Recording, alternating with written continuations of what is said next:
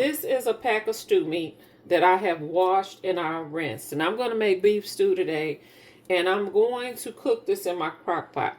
Now, I do beef stew a couple of different ways. I have done it on the stove, and I have done it in the oven, and of course in the crock pot. And I really choose my method depending on what kind of stew meat I have. So, what I mean by that is I was once a meat department manager in my former life. And the meat department that I used to work in was one that actually still cut meat. So, all meat departments don't still actually cut meat. A lot of them get the meat already cut. But the one I worked in, we actually still cut meat. So what I knew to do is if you buy stew meat in the summertime, a lot of times what that was scraps. We would collect all the scraps from everything that we cut during the day and put it in a pack of stew meat.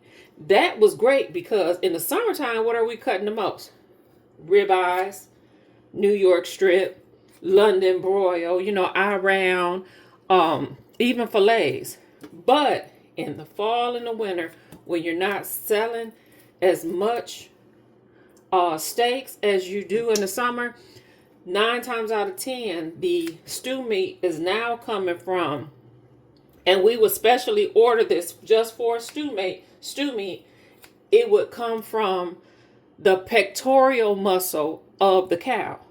Now, that's what this is. I can look at it and tell that this is the pectoral muscle. It's great when you get the scraps, like especially when you get the scraps and it's got chuck roast in there and all that. You can normally look at it and tell if it's scraps or if it's all consistent and it all looks like the same meat. 9 times out of 10, it's that pectoral muscle, and that needs to be cooked in a crock pot. So, hope this helps.